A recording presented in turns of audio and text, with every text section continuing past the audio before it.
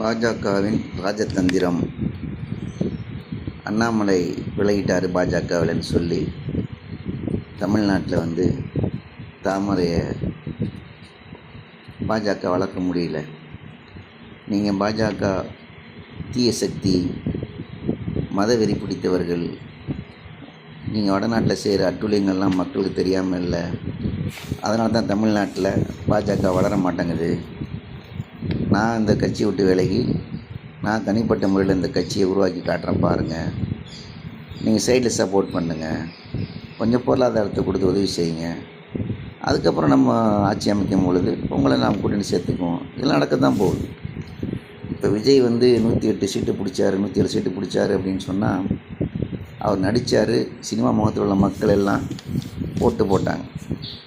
ஆனால் அண்ணாமலை நம்பி எவ்வளோ பேர் ஓட்டு போடுவாங்க யோசிச்சு பாருங்கள்.